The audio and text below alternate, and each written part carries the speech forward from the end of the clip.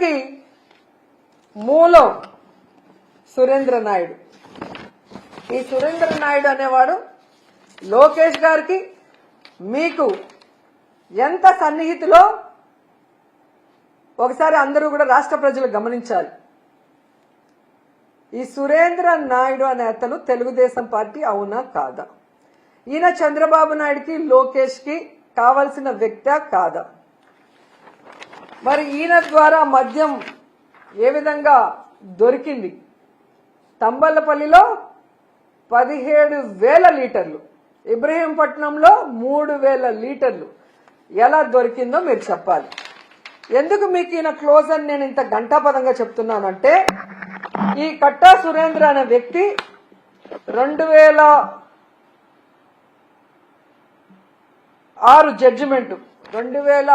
Judgement లో ఇతను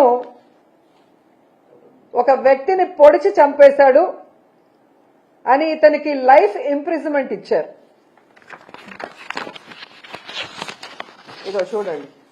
the trial court after considering the oral and documentary evidence convicted A1 for the offence punishable under section 302 of IPC and sentenced him to undergo imprisonment of life. So trial court ఇచ్చిన దాన్ని మళ్ళీ ఈయన హైకోర్టుకి వెళ్ళాడు. హైకోర్టుకి వెళ్తే నువ్వు చేసింది కరెక్టే కదా, చంపింది నిజమే కదా, సో నీకు ట్రయల్ కోర్టు లైఫ్ ఇంప్రిజన్మెంట్ వేసింది కరెక్టే కదా, అదే మేము కూడా వేస్తున్నామని ఈయనకి లైఫ్ ఇంప్రిజన్మెంట్ ఇచ్చారు. జీవిత ఖైదు వేసిన వ్యక్తి బయట ఫ్యాక్టరీలు నడుపుతూ ఎలా ఈ కల్తీ మద్యాన్ని అమ్ముతున్నాడు? ఈ విషయం ప్రజలు గమనించాలి. ఎందుకంటే చంద్రబాబు నాయుడు 2014లో అధికారంలోకి వచ్చాక తాను అధికారంలో ఉన్న ఈ 2014 నుంచి 19 మధ్యలో ఆయనకి క్షమాభిక్ష పెట్టించి లోపల నుంచి బయటికి వచ్చేలాగా చేశాడు. మరి ఎంత ప్రేమ ఉంటే, వీళ్ళ మధ్యలో ఎంత బాండింగ్ ఉంటే ఆయన్ని బయటకు తీసుకొస్తాడు? ఒక జీవిత ఖైదీని, ఒక మనిషి ప్రాణాన్ని నిలువునా తీసిన వ్యక్తిని బయటకు తీసుకొచ్చాడు అంటే చంద్రబాబు నాయుడు లోకేష్ కి ఈయన ఎంత క్లోజో మనం అర్థం చేసుకోవాలి. అంటే క్రిమినల్స్ కి చంద్రబాబు నాయుడు ఆశ్రయం ఇచ్చి బయటకు తెచ్చి వాళ్ళు చేసే ఎదవ పనులకి వీళ్ళని ఇన్ఛార్జీలుగా పెట్టి ఈ కలెక్షన్లని ఇప్పుడు కరకట్టుకు పంపిస్తున్నాడా, హైదరాబాద్ లో చంద్రభవనానికి పంపిస్తున్నాడా? సిబిఐ నిర్ణయించాలని మేము కోరుకుంటున్నాం.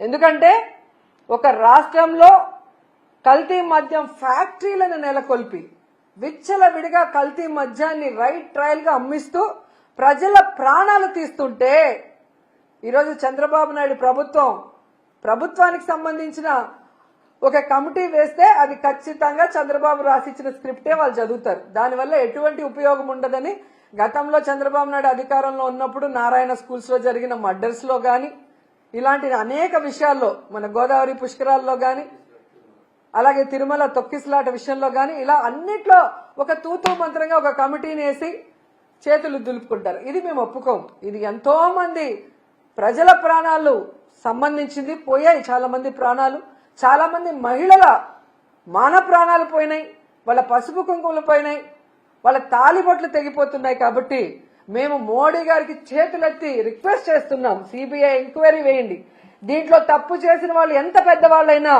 వాళ్ళని శిక్షించండి అని కూడా ఈ సందర్భంగా తెలియజేసుకుంటున్నాం. ఎందుకంటే ఇంత దౌర్భాగ్యపు పని చేసి ఆడవాళ్ల మాన ప్రాణాలు పసుపు కుంకుమలను పన్నంగా పెట్టి ఈరోజు తమ ముడుపుల కోసం ఈ కల్తీ మద్యాన్ని ప్రవహింపచేస్తున్న చంద్రబాబు నాయుడు, లోకేష్ అండ్ మినిస్టర్ కొల్లు రవీంద్ర గారు.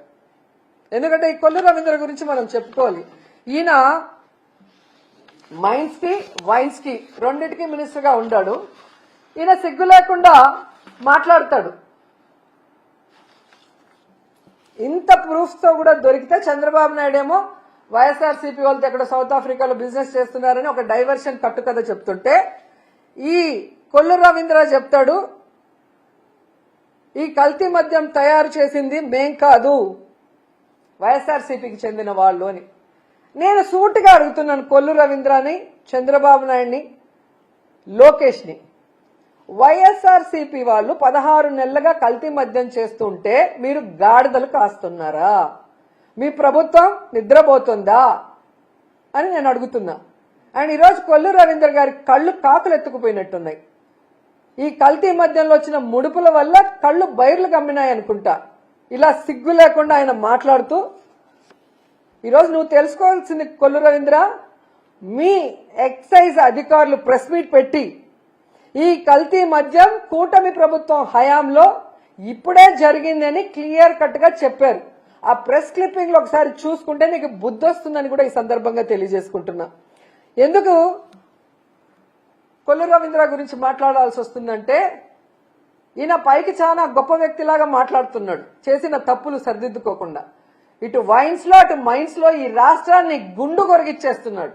ఎందుకంటే నగిరిలో మేము చూస్తున్నాం, కొండలు కొండలు కరిగిపోతున్నాయి. ఈడొక దొంగ ఉన్నాడు ఎమ్మెల్యేగా, కొల్లు రవీంద్ర అండతో ఇక్కడ వీడు కాన్స్టిట్యున్సీకి రాడు, ప్రజలకి పని చేయడు, ప్రజలకి వెల్ఫేర్ ఇవ్వాలన్న ఆలోచన లేదు. ముఖ్యంగా ఇక్కడున్న పవర్ లూమ్ వాళ్ళకి 500 యూనిట్స్ ఫ్రీ కరెంట్ ఇస్తామని చంద్రబాబు నాయుడు వీడు వాగ్దానం చేసి ఎగ్గొట్టింది కాకుండా, సిగ్గు లేకుండా పవిత్రమైన అసెంబ్లీలో ఫ్రీ కరెంట్ ఇచ్చినందుకు థ్యాంక్స్ అని చెప్పి అసెంబ్లీని కూడా ఏమార్చిన పెద్ద దొంగ ఇక్కడున్న నగిరి ఎమ్మెల్యే భానుప్రకాష్. సో ఈ కొండలన్నీ కరిగించి ప్రజలు ఈరోజు నోరు కొట్టుకుంటున్నారు, ఇలాంటి వాడిక మేము ఓటేశామని.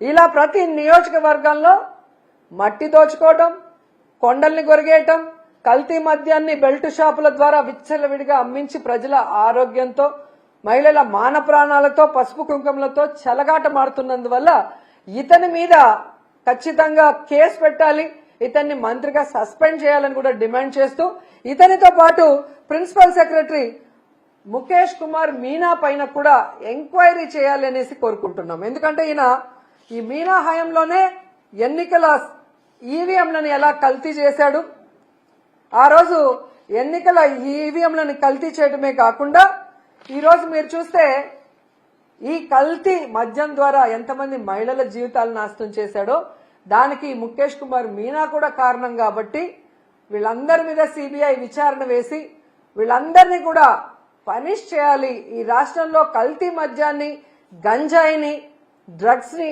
అరికట్టాలి అని చెప్పి మేము మోడీ గారిని చేతులెత్తి నమస్కరించి వేడుకుంటున్నాం. ఎందుకంటే ఇది ఆడవాళ్ల జీవితాలకు సంబంధించిన విషయం, ఇది ఆడవాళ్ల పసుపు కుంకుమలకు సంబంధించిన విషయం, ఇది ఆడవాళ్ల తాలిబొట్లకు సంబంధించిన విషయం, ఇది ఆడవాళ్ల మాన ప్రాణాలకు సంబంధించిన విషయం. మోడీ గారు ఖచ్చితంగా మీరు మంచి నిర్ణయం తీసుకుని సిబిఐ ఎంక్వైరీ వేయిస్తారు, ఆడవాళ్ళని కాపాడతారు, ఆడవాళ్లకి అండగా నిలబడతారని చెప్పి మనస్ఫూర్తిగా నేను కోరుకుంటున్నాను.